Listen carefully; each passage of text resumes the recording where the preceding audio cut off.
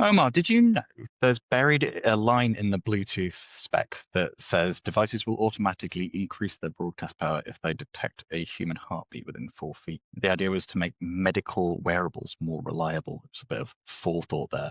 And the side effect is that your phone is technically screaming louder every time you're near someone. Engineers quietly refer to it as proximity amplification, and it's the reason that Bluetooth range tests are always done with mannequins, apparently, instead of people. What do So you I think of can that? I can tell people I'm not happy to see him. It's just my Bluetooth. No, you could, but maybe you shouldn't, because actually that's just all bullshit. I completely made it up. Super creepy. Nice. Well, Had you go in there, didn't they? you did, and because it's not beyond the realm of some forethought that engineers can put into something that's an absolute mess. It feels slightly Batman, doesn't it? Like The Dark Knight. Slightly, Yeah, you being know. able to tell where at least somebody is all the time through the phones. I think as I came up with the idea of that, like I'm just going to come out with some nonsense. It reminded me. I was like thinking, I feel a bit Jonathan Frakes from the I can't remember what the show's called. But where he's like, it's always at the end, it's like it was a complete fabrication. Good Lord. Like the old school, and this is showing my age, where what is it? Wasn't Dallas the old school show Dallas somebody's dream? They were shown. It was like seasons and seasons of TV. I thought, yeah, yeah, something like that. I Yeah. don't know. I mean, that is. I mean, you're showing your age with me now. I know of Dallas, but like, I also know that bit in Family Guy where Stewie's doing the. Oh no, that's Dynasty. Where Stewie's doing the theme music to Brian, and he's trying to have him get it, and he can't. Yeah. But yeah, no. Oh wait, no, hang on. I know it's one of those. It's one of those old soap opera things. Yep. The stories. Anyway, let's get into stuff for the credit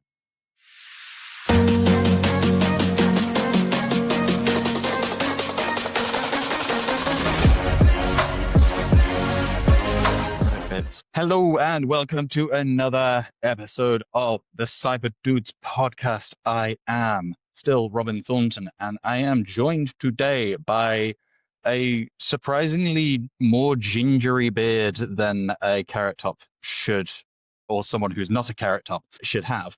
And also, I'm joined by Omar Sangarima as usual. How are you doing, Omar?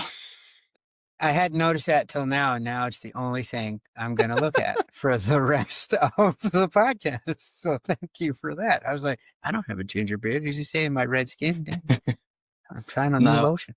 I can't. I've not been asked to trim it for a little while, but yeah, it starts kind of like showing a bit like orangey. But Grow it out for the party, bro. I just leave it. I I won't be able to do that. It'll drive me absolutely insane. No, it's not going to happen. Not going to happen. So what things have you been spotting in the world this week, in the cyber world, before we get I into our segments? honestly, it's the overarching two things, really. The FBI coming in with a really that deep fakes are troubling. Like, that's nice. I'm glad that the Mm. FBI is on the cutting edge now of cyber readiness. Well, we've got That's something for that later. it's almost like we slightly planned these to start with, but that was one of the things that did legitimately jump out to me. And the second one was just disappointing, but not surprising news from IANS that we're as a country sorely getting on the back foot when it comes to overall cyber preparedness, that we're throwing in full bore on cyber offense. But as anyone knows who follows sports, offense gets the glory, but defense wins the games. You have to have both. You can't just go full bore on either one. Strikers win your games, defenders win your championships. Bingo. Yeah, I think that's sometimes what disillusions me with the cyber security industry is that it's just there's a lot of doom and gloom. There's a lot of gatekeeping, there's a lot of doom and gloom. There's a lot of God, I feel as though I'm sounding like Trump now. It is kind of exhausting, and it's no surprises that the burnout rates are Mm. quite high because it's kind of just relentless. It's almost like It's almost like the realization of when you're an adult, when you've truly gone from um being a kid and you don't have any kind of responsibilities and stuff, and then you get out into the adult world and you get some responsibility, and suddenly everything is, oh, it's always fucking something. I Every mean, single day, it's like, oh, something again. it's I always juxtapose that with I remember when I was a kid and I was like, you know what? When I get a couple dollars to rub together, I'm gonna buy all these video games. Like I'm just gonna be able to, and now that I can afford them, theoretically, not really, but theoretically, No not in time to this play 'em. economy, no time to play.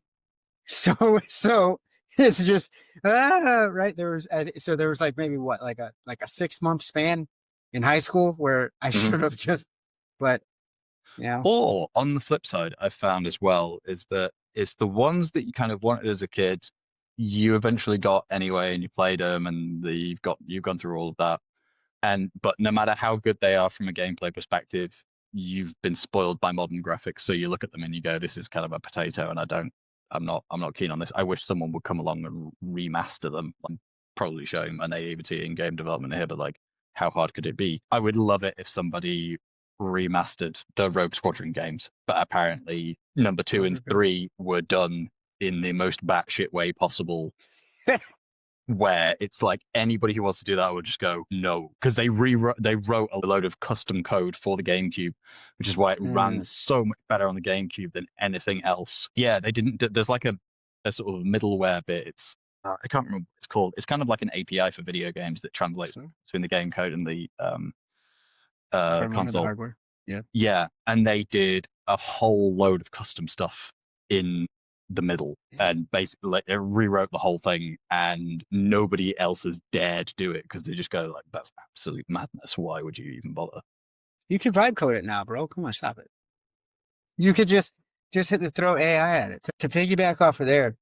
And this is if someone were to redo Symphony of the Night, that Castlevania game, I would just blow my hair back. Now I will, and I lived exactly the situation that you said. My loving wife took the time to make an emulator off of a Hmm. Raspberry Pi and took a lot of time, and she got a ton of games on there. One of them was Symphony of the Night because keep talking about this nostalgically. And I felt like an utter shitheel because I played it for about 10 minutes. And I was like, Oh ugh, no! like this is, yeah, that was a Just because the rough Christmas. visually it's just a Cause it potato. was, that's really, and listen, to the point where I want to talk about Mandela effect. There was, for the longest time, I thought that there were like spoken lines Yeah, in this game because I remember they were so like, yeah. hard hitting when when I was playing it. And it's lines that I still repeat to myself. I am a nerd right to this day, right? Different bosses and boss Hmm. battles, and not a single line of voice acting there. So it was all in my head, but I convinced myself that it was actually from the game. But to your point, she slaved away at it for about a month, and then I used it for 10 minutes, and she hated me for a good solid quarter and a half after that. And for good reason. What's love and Deserved it. hate right there? It deserved it. Right? Come on. Um, oh, what was the bit? Oh yeah, but so yeah, and then the bit I was gonna say like after that is like, yeah, so it's either that the gameplay is amazing because it was when devs actually put time and effort outside of like, Rockstar games, for example, because GTA 6 Yeah. having been delayed for, was it because the original, I think the original release date that was supposed to be about a month ago was already a delay, but like an unannounced delay that just kind of like pushed it back anyway. And Listen, then they better do that. pushed it to May or June, and then it's now October again. Better that than Cyberpunk in it. Right? Now it's a great game. Yeah, When it came out, good grief. yeah. And you get one chance to make first impressions. That's the problem as well. Like the world's like kind of very unforgiving. That happened with Star Mhm. Wars Outlaws. Not very forgiving with it. But it is actually, I love it. I think it's a fantastic game. But yeah, but then with modern games, it's yes, you have the money to be able to buy them, but you're just there going like, none of it. They don't interest me. Yeah. Nothing actually looks decent. It's all microtransaction crap to placate the Every children. FIFA game now is just straight up Every single pay to win. what? I don't understand is how they cannot get manager mode right. That's tough. Yeah. Yeah. I agree. It makes no sense. It's almost as if they can't be bothered to actually do proper realistic dialogue or to make sure that the scheduling works out so that you don't end up playing games on consecutive days. Because I've had that. I've had FA Cup And games the and league fatigue games on. just kills you. Yeah, exactly. And it's always further down the line. I feel like it's one of those things where it's like the statistical divergence things where like Oh, there's drift. Yes. Yep. is drift. It all breaks, but how they've not actually like tested through and iterated through like 8, 9, 10 seasons to see where that drift is Because that's and what have people use the buttons that mode can correct for. it. It's like, I'm not going to just do the one. If I want to do the one and done, I just pick up a team and play. But like manager mode, You I want want to to run practice Barca through something. 20 seasons and figure Yes, it out. Yeah. exactly. And yeah, and it's just as though they can't be bothered to like do that work. But where actually now you said that, well, just vibe code that stuff. Actually now with AI, I don't think there's any excuse. There's no excuse not to do that. There's no excuse not to have hyper realistic dialogue as well, and a good amount of variation in it as well, because you can just go like, run me through all this, like, create me 10,000 lines worth of. Trees of, Yeah. yeah. Anyway, let's get into it. I was gonna bring up something that I had, but it was basically Musk bashing because I think he's a tool. But no, do you know what? I'm gonna do it. This just in. People realized he's been saying. Well, this was about a week or so ago, but people realized he's been making it so that Grok is very aggrandizing about him, and they decided to spring this in the funniest ways. So ask it, who is more of an athlete, LeBron James or Elon Musk? Elon Musk is the world's greatest. Would Elon Musk be the world's greatest poop eater if it was a national sport? And he put his mind and soul to it. And Grok said, if poop eating became a national sport, Elon's unyielding determination forged in failures like rocket blasts and near company collapses would probably make him unbeatable. I mean, he'd be a hit in Germany. What about a piss drinking competition? It'd be an unrivaled piss drinker, apparently. Big in Russia. Yes. Yeah. Just very, very funny. Just really, really enjoyed his own AI saying that he'd be the world's best piss drinker. Very amusing. Man, like what's the old saying? If you're good, you tell people. If you're great, people tell you. Mm-hmm. Like it's just you can craft it. It's funny, like the top comment on it for me on the post where I've seen this is he's really proof that money isn't everything to happiness. He could have everything you wanted, but he can't get a friend or anyone to hype him up. Most people have friends probably to do that for free. If he wasn't such an arse, I'd feel sad. I mean, the dude he's literally Kendall Roy in the birthday episode. Oh, I've not watched Succession yet. But highly suggested. But he's Kendall Roy in the birthday episode, but for his entire life. Yeah. So it's just like he's stuck in that one mindset of let's pay to get hype men, let's celebrate me, and money can't buy class, man. And I'm not saying I have it, either one, money or class, but I can say he's proof in the pudding that one does not necessitate the other. Yeah. All right. Shall we get into the main meat of it? Let's go. So explain this like I'm busy. It's QR codes. Do you want to do this or shall I? That's you, baby. Come on. It's you. It's me. It's me. I just responded to it's you. It's you. It's like who can prevent forest fires? You said you, meaning me. No, the answer is you. or when you buy, like, and you're buying popcorn right at the movie theater, and they're like, enjoy the movie, and you say, yeah, you too. Yeah, you. Like, you're not gonna fucking like I would if I wasn't working. Enjoy. You as well. No. Okay. Explaining like I'm busy. People are trusting QR codes way too much these days, and I kind of feel like I felt like we'd got past this probably about 10 years ago, where everybody stopped scanning QR codes because, as reductive as it was, the very, very simple explanation of, oh, you can get a virus from them seems to have worked. But then COVID came along and we did touchless, and it was touchless menus and all of this stuff. And now people have just gotten way too comfortable with it all again. Added with the fact that this is kind of now the way you set up certain types of multi-factor authentication, the way you set up pass keys, etc. So realistically, let's go. What is a QR code for starters? It's like a 2D barcode. So it's got both X and Y components to it, but it's a shortcut, or it's a set of instructions that a camera can read and a phone can decode through its camera to carry out a set of instructions. Normally, it's just go to a link, right? It's an easy way of doing that.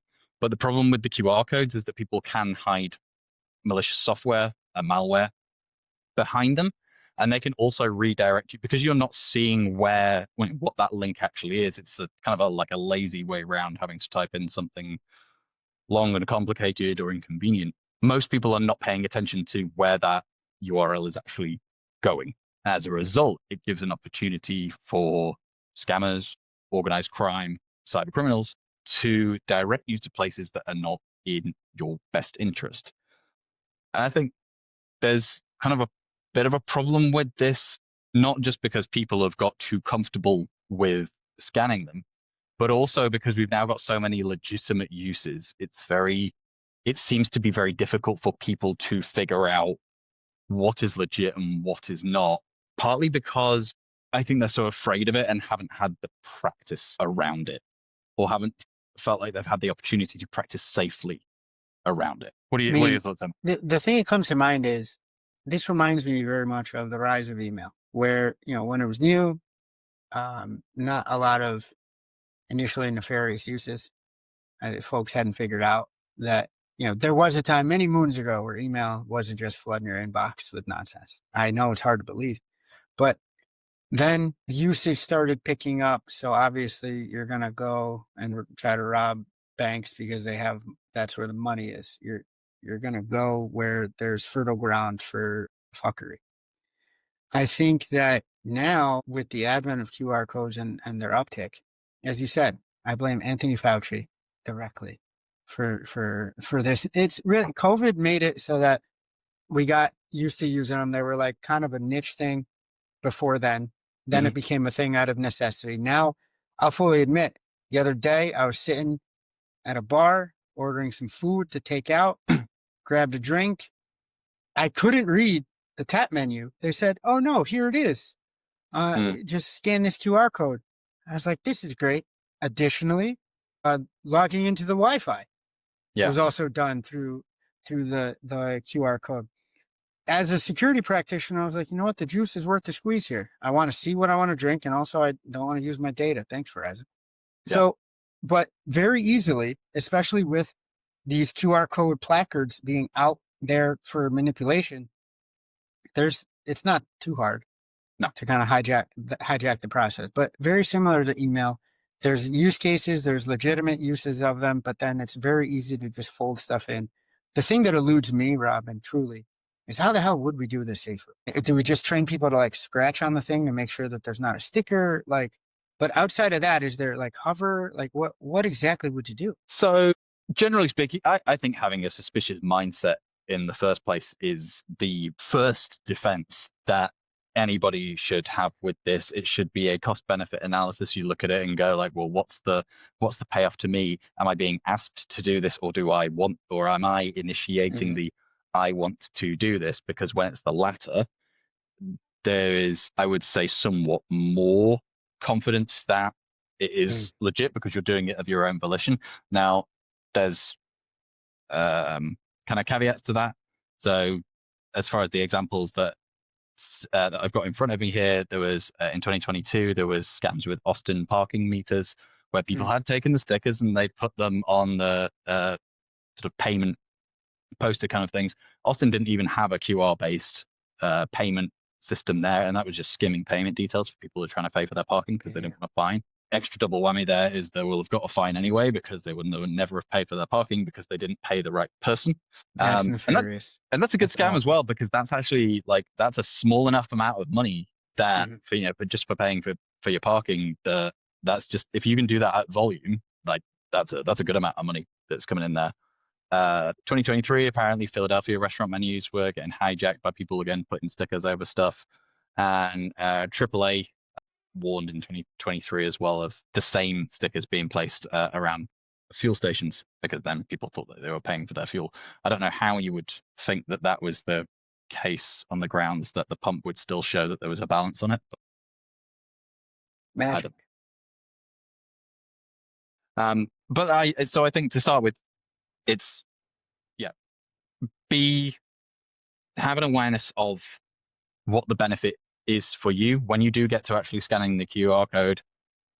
You get a few seconds where you're hovering over that QR and you get a visual on your screen, or you should do with a modern smartphone, that actually starts showing you where the link is going to. If you press and hold that on an iPhone, at least I know you will get a preview of that page. So you'll be able to see where that is going. Outside of that, I mean, there's not an awful lot else that I think many people can do other than have an awareness of like one, the fact that this is a thing that can happen. Two, am I scanning a sticker or an actual part of the sign that was printed on a manufacturer? And when I do go to it, where is it actually taking me to? Is that legitimate and consistent with where I expect it to go to? Then after that, you're very much at the whims of how much the authorities or the person in charge of whatever area it is where that QR code is, that that they're paying attention and keeping an eye on whether that thing should be there or not. But it's always like, what's it worth to you? There's an example that I had from my life, and these things happen within about a week of one another. Walking along the north end of Bryant Park in New York one day, and a guy comes up to me and he talks about a charity for Ugandan school kids or something like that. And I'm there like, it's largely cashless society now. I'm like, I'm sorry, I don't have a thing on me. He says, oh, well, I've got like a Cash App or Venmo or whatever. And he just pulls out a QR code. It's not actually as part of the Venmo or Cash App or anything like that. It's just a big enlarged picture of a QR code in his phone. I'm like, dude, I work in cybersecurity. I'm sorry, I'm not scanning that because all it is a QR. I don't know what's behind it. So that was where somebody came up to me and was like, they initiated that contact with me. That's super sketchy. It was a bit weird. And luckily I had a good kind of get out, and it's a bit of a reflex response for me. I'm like, I'm sorry, I work in cybersecurity. I'm not doing that. About a week later, I'm getting on a flight. It's Delta. It's a newish plane. They've got all the seat backs. They've got connectivity through the seats to the phone. You can control the entertainment system with your phone. That's legit as hell, because that's a top three. That's a big three airline in the US. The same thing is on every single seat. So everybody else is in the same boat. If you did have any reservations about it, stewardess, that's one of those ones where you don't need to be scared, like, oh, I shouldn't scan the QR code because bad things can happen. Be like, if bad thing can happen to you when you scan that in your seat back on Delta, then it can happen to all of the 200 other people on the plane. We got far bigger issues. It's true. Yeah. And it's not saying that it can't, but I like, there's a site out there now. I think it's like hacklore or hackinglore.io, something to that effect. We could put in the show notes, but where it's trying to debunk a lot of that, because that, what you just reminded me of was the same like juice jacking, or, don't log into public Wi-Fi at all under any cost, etc. And that's one of the, I think, don't just scan a QR code on a flight. What are you talking about? But you're bringing in some measured advice to the contrary. Like you said, if it's on everyone's, if yours looks different, maybe then there's something there, then for sure, maybe somebody, but if everyone else's seat back, then that's offered by Delta. And like you said, newer plane, more likely to have that feature, etc. Yeah. I'd say a flip side, and a nice little segue into our next segment. If you are a business owner and you want to give people a QR code as a shortcut through to something that you want them to do, maybe it's to sign up. Maybe you're a restaurant owner, it's the way to get on the Wi-Fi. As you said, make sure, A, you do check that your own QRs have not had stickers put over them or whatever like that. B, that you've got context against it. So you're actually telling people what it's for and what the worth is to them. And C, that there is actually an alternative way to use that, whatever is behind that QR code, because otherwise you're sending people down a dead end that they might not want to go. All I had, the reason I chuckled was I'm thinking, don't necessarily trust a QR code that's like stuck on a bathroom stall. right? That's a No, little dodgy. Like give no. context, right? If it's just a QR code and it's, Is that one for dodgy or not? roll the Yeah. dice, right? Like here you go. Like, yeah, definitely give some context. Like, to my example, the placards had this is what it's going to. I was impressed that they had multiple ones. Here's the beer list, here's the food list, here's the Mm, Wi-Fi. I was like, okay, these guys are, it gave me a little bit more confidence too that it wasn't just some one random like. And then even with the waiter saying here, right? I still want to see that it's a legitimate, like you said, it's not just a QR code on a piece of paper yeah. Yeah. here, right? Yeah.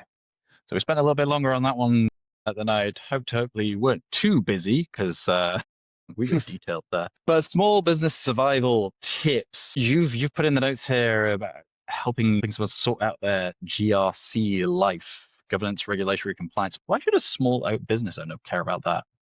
Because I think that there's no size too small now to care about GRC. That's always been, Huh? we're in the field. I get it.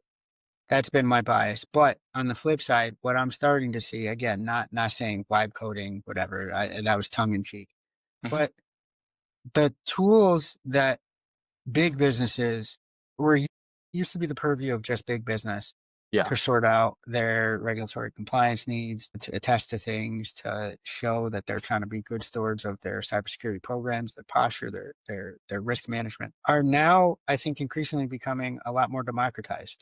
They're getting smaller, they're getting right sized. There's a lot of tools out there now. I know that it's the holidays and folks are releasing stuff to try to get out in front of next year's rush to comply and to attest.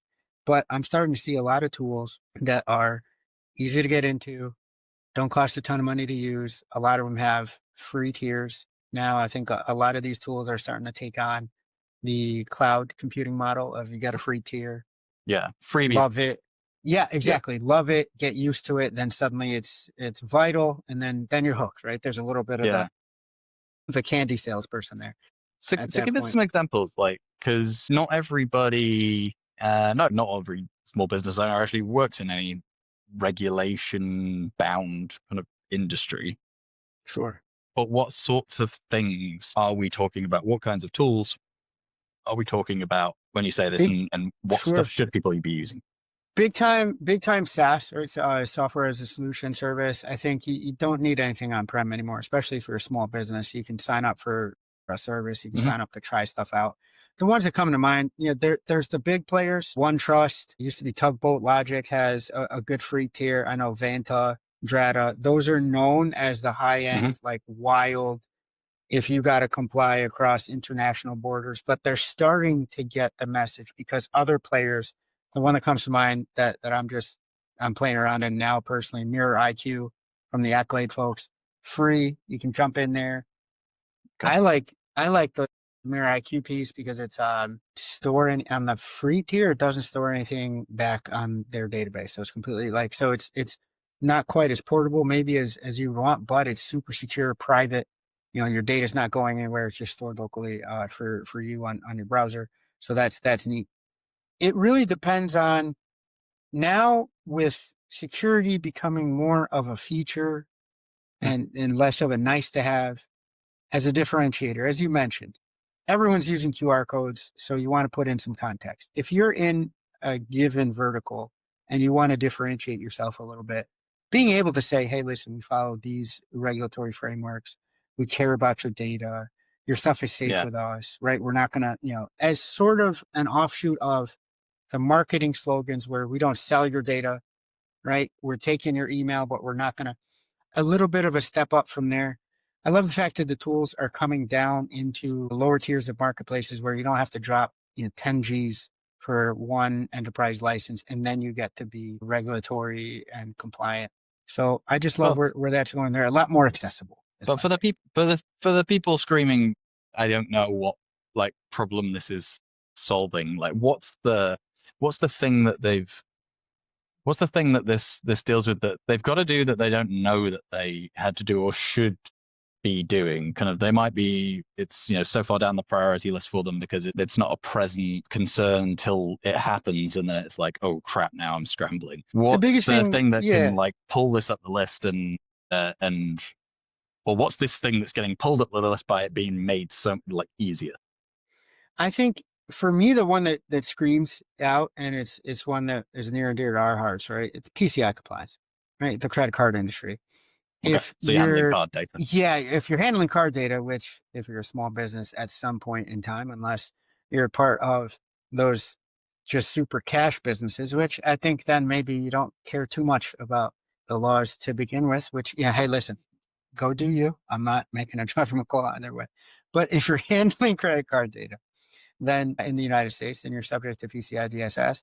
If you're of a small enough tier, you can get away with offloading that to a certain type of carrier or the person that provides you your point of sale systems. Yeah, like But in, Square or something like that. Yeah. but at that stage though, then it becomes an issue of if the regulatory tools are becoming either more accessible or free, then do I need to be paying as many points on the package or per transaction to these third parties to handle it and offload it? Then it starts becoming economically a different conversation where it might not, sometimes it does. I'm not against Square. I use it myself, right? Just to offload and, Hmm. but maybe handing them 4 points plus a little bit of a commission for the privilege of getting paid might not make sense over the volume that you're doing. If you can then take on in an easy or easier way the regulatory burden of proving that you're not messing about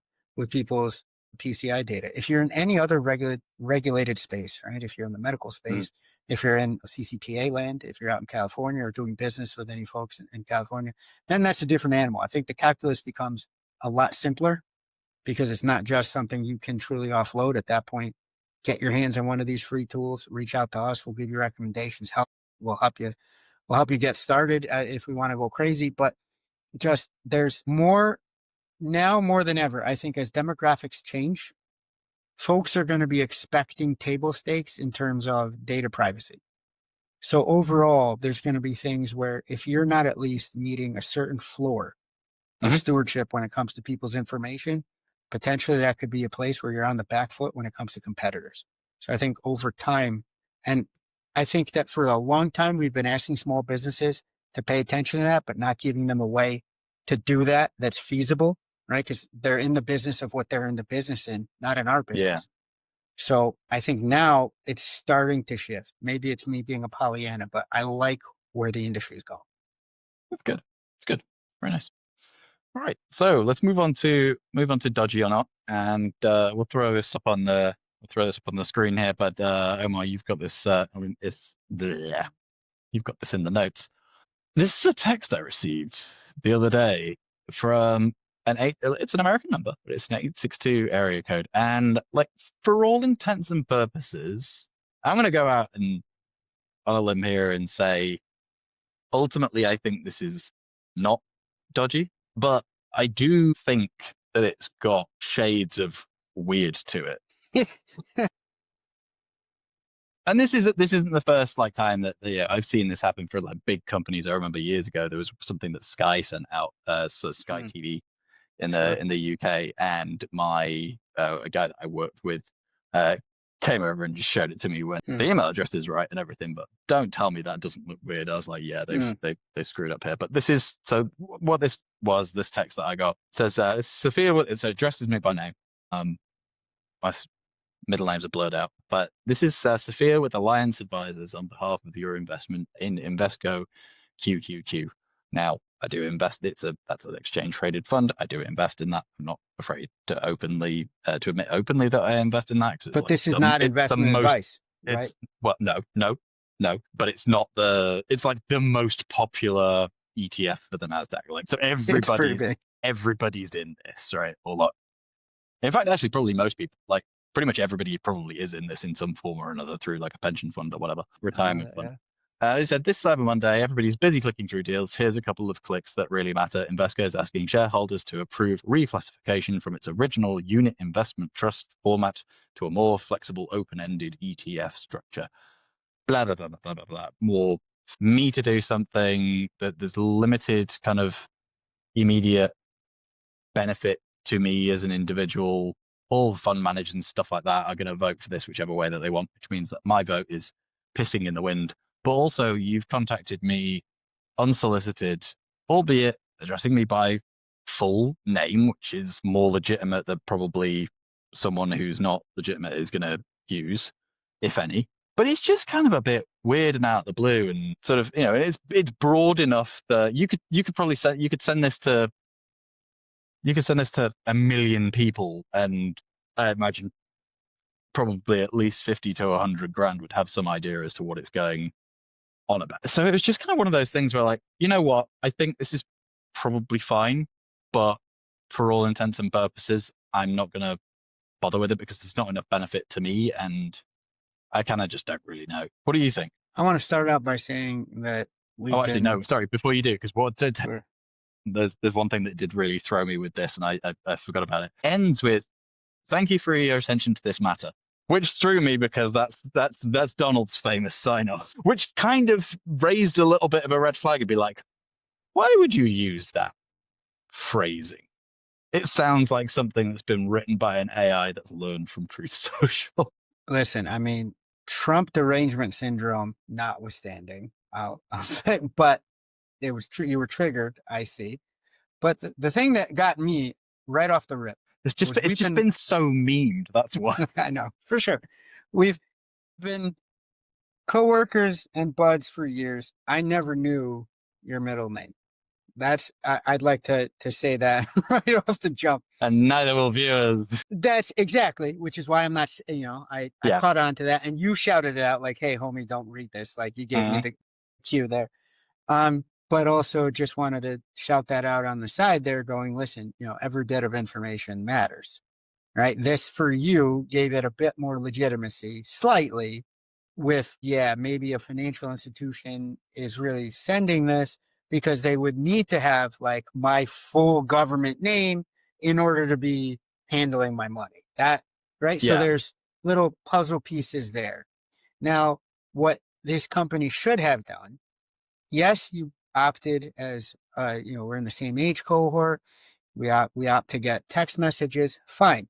You have to side saddle this with an email saying you might get these messages, or because listen, I do my investing with Schwab. They do hit me with texts, but they say in an email, you're going to hear from us because of some voting or your financial status or this, that, and the third. They do the good, what I like, which this violates, is that they do the good hygiene in those emails, at least, not in the text messages, but in the emails, they go to your app or log in the way you normally do to see your stuff, which then for me is a green flag, because then, okay, cool. There's not something where they could be tucking bad stuff into a QR code or tucking weird stuff into an email, or likewise here, tucking odd stuff into a text message. So there's really mishandling, which in my opinion, I'm going to go, because I'm a homer and we're in this business. Comms and cyber should be friends. They should talk. Definitely. They should discuss before, because the way you present things, especially in an increasingly digital age where you're messaging across different mediums, all matters in terms of this is now, in my opinion, whatever notion of Invesco that I had went down a couple of notches because I think they botched this. It seems legit. You're telling me it is, but they muffed it a little bit. And like you said, it's such a big fund. Yeah. There's people on that side that are like, listen, there's a better way we could have done this, but the left hand didn't talk to the right hand, and therefore we have this. If it was one of the smaller, like more specialist ETFs that I'd invested in, exactly, I'd be there like going like, oh, this has got a much more legitimacy because there's not that many people. Just on trading volumes, there's not that many people are in it. But this is a bit of a weird one, but I think I lean towards it's legit, but kind of missed a trick on it. I'd go through my normal channels, and then I would hope to see in the message center, which all these things have, then to verify. And then at that point, at least, now, conversely, let's game it out even 2 steps further. And this is where I'm going to get my tinfoil hat on. that could down the road set me up for some bad juju, right? If I start thinking, oh, this is automatically the right way. If somebody Hmm. then hijacks this line of communication, which can very much happen, you don't have to take over the full kit and caboodle over at Invesco or Schwab or wherever the heck. You can take over one line of the comms, as we've seen, in tweets, different messaging, pumping up crypto scams. Like this sort of stuff is ripe for that type of take care of one line of communication. You can cash out and come find me, buddy. Still, take it with a grain of salt. I love that you brought this up as an example because I think it's very relevant because now everyone's doing this. You opt Yeah. in for text messages and suddenly I got hit the other day for what could have been a legitimate like political survey, Hmm. but it was written weird. And I was like, nah, bro, miss me with that. On top of the fact that it was going to take my time and what got me was also, it was like a survey for a state I don't live in. I was like, oh, this sounds like a toll, one of No. those toll schemes. Nah, bro, what the hell do you, what do I have to say about what's going on in Florida other than it's a fire? Leave me alone. Like, is there just one answer where I can say that? What's going on? What's going on in Florida? Too much, too much. Everything that's very Florida man. Everything and nothing all at The once, whole right? the whole state is Florida man. It really, right. It truly is. Fuck's sake. But yeah, right. So this is the bad trend. They muff this. Yeah. They ran it through AI and they ran it through like free AI because like paid versions don't sound this sucky, like you said. And dude, Oh, I don't know though, because did you see? There wasn't any source cited with it, so it could be complete fabrication. But there was there was one I saw the other day that said um, the Declaration of Independence was run through several oh AI God, detectors, and one of no. them saying that it was 90% plagiarized. Like, Hey, no, yeah, over it was 250 written. years old, wasn't It written was, by AI. it was written. No, it was written by women and black people, but they didn't get the credit, right? Are we kicking at that? Are we kicking at old school? Like, because that would have been fine for the times, right? Betsy Ross was making flags and writing bills, but dude, I mean, AI is still at the point where you can give it an image now, and even the paid versions, and say, run me through 30 iterations, and suddenly, it's a misshapen blob of whatever by the 30th round. So we're still not there Drift. yet. Oh God, absolutely. Maybe if you put in, maybe if you had EA Sports use AI for fixing the manager mode, you'd actually just end up with more drift. Listen, I what as much as I hate, and you just reminded me that that's who runs my Hmm. beloved FIFA, but or it's not FIFA anymore because they don't want to pay FIFA. Whatever, we know FC or whatever, but Still FIFA. it's still it. Get out of here, right? Exactly. If somebody goes, let's go play, FC, I'll just slap them. But it's FIFA, go fuck yourself. But I'd rather play Pro F, thank you. I'd rather play starting 11. Now I'm showing my age. I've been talking to a couple of really good AI, security folks.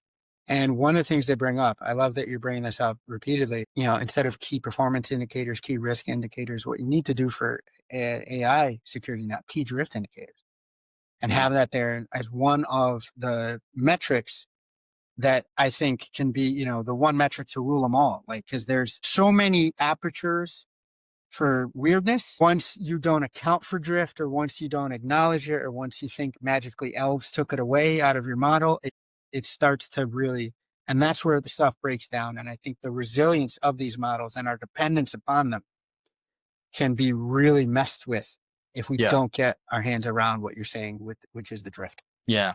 I guess at the moment it's being more commonly referred to as like AI slop, or at least that ends up being Sure. the output Colloquial of it. term. Yeah. Yeah, because it's AI trained on AI, trained on crap AI, trained on crappier AI, yada yada yada, It's and garbage in, garbage out still, right? yeah, That's one of the reversion to the mean. tenets. Yeah, precisely. Right. You I'm can't go actually too many standard deviations out. It's just going to be shit in the middle. I'm actually quite amazed by, and I think a lot of that comes down to, and we're gonna have to actually skip a couple of segments here because otherwise we're gonna run out of time. But that comes down to, I think, what effectively what you've just said there in terms of like a drift indicator, or something that measures that. In that, there's lots of, we're saying constantly, don't trust AI outright. It makes mistakes, hallucinates. But the question that I've found like been asking myself repeatedly recently is, why are we not yet putting like validation like steps in here? Why is this like, why have we not got OpenAI and Microsoft and Google putting in validation check step before the result is delivered to end user? You want my real opinion? You want the real deal? Holyfield here? Well, no, it might well align with mine. They don't care. Bingo. I just saw it and it was perfectly phrased. I wish I had remembered who posted this on my LinkedIn feed because Yeah. I want to give them credit. But just the snark in it was reposting a resilience and safety comms person for OpenAI.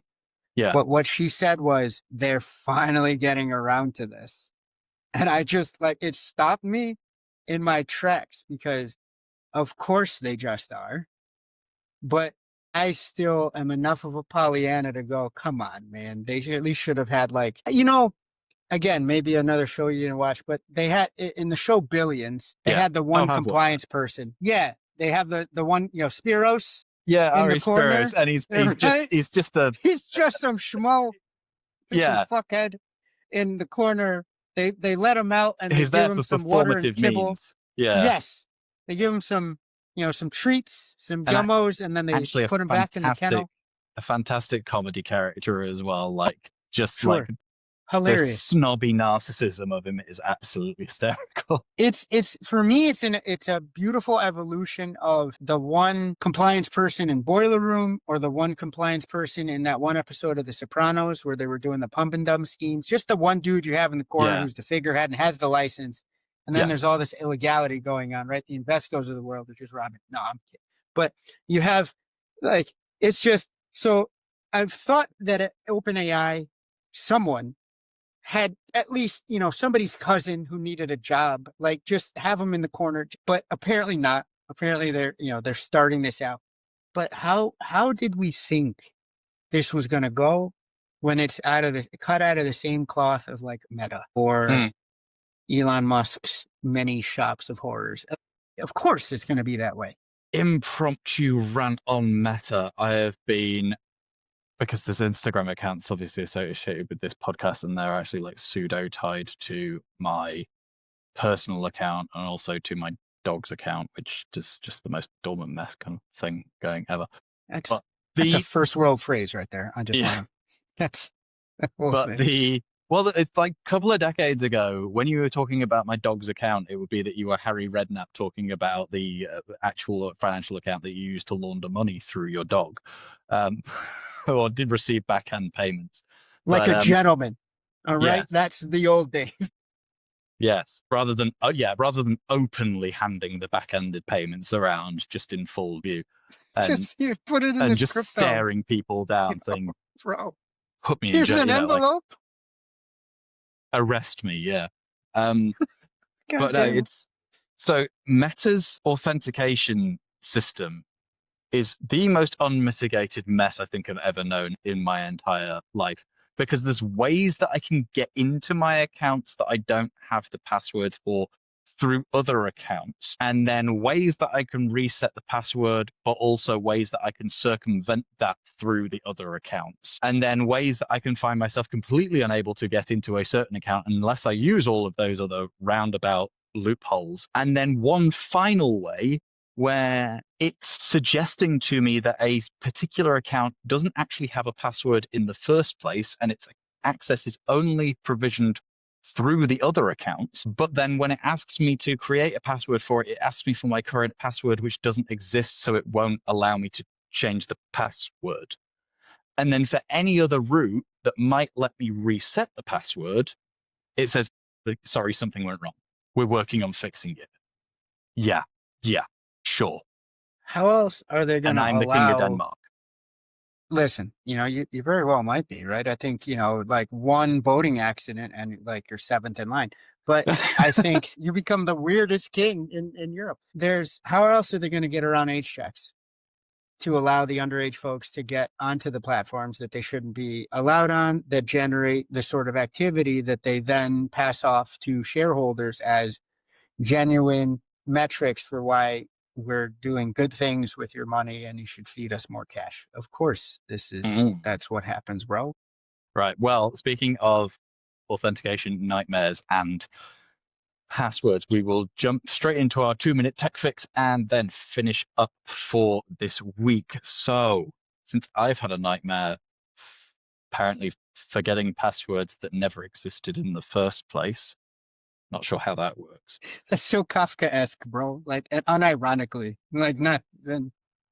That's just that phrase usually comes out of my mouth when I'm trying to be a troll, but that is legitimately forgetting things. You forget to remember things that you didn't know in the first place. Now suddenly, give me a pipe and I'm French. Like, this is nuts. But your 2-minute tech fix this week is fix that sprawl of passwords that's saved in various disparate browsers or written in notebooks, Word docs, or spreadsheets. They are all potential vulnerabilities. It only takes somebody getting into your computer and getting hold of that spreadsheet, and they've got all the passwords that you've decided to store there.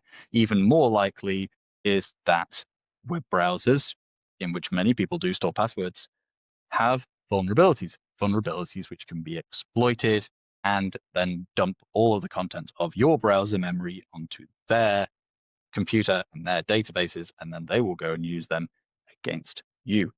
Similarly, you may just be using the same password over and over and over again. Equally bad, because then that's the one key for all the doors. Somebody, if they get hold of that, they can just get in everywhere. So instead, what should you do, Amar? I think you should only write things on typewriters. Get a cabin in the woods and start telling people about the evils of technology. Really leaning into this tinfoil hat thing. I think a more practical solution for the modern age is to get yourself a centralized solution in a password That manager. works too. Yes, Sure. yes. Yeah. Okay. Our friends at Proton just so happen to offer in my notes here, an OP source ad-free solution. I think that should say open source. An open source ad-free solution which offers a variety of benefits for you. They have, in addition to secure end-to-end encrypted password storage, they also have sharing for it, which means that you can give somebody else your password without them ever actually being able to see it. Integrated two-factor authentication, so you don't have to rely on that crappy SMS version that is, which incidentally also Meta recommend SMS or WhatsApp 2FA over app-based. Losers. Don't be a loser. With Proton Pass, get integrated two-factor authentication within the app. You also get an email alias as well, so you can hide your actual email using a Proton proxy, I guess. Not really using that in the true technical term of the word, but you can hide your real email address with another one that is randomly generated and replaceable. There are many more features to Proton Pass, and you can get them at a discount with our link right here or down in the show notes as well. By using that, you not only benefit your own security, but you help support the show. And I think on that note, we shall leave things there. Have a wonderful rest of your week, and then maybe more, because we're on weekly-ish, so we might be in 5 days, we might be in 10, we don't know. But until then, stay cyber safe. It's a bye-bye from me. Adios. I really do think that you stop with that tinfoil. Like, it's just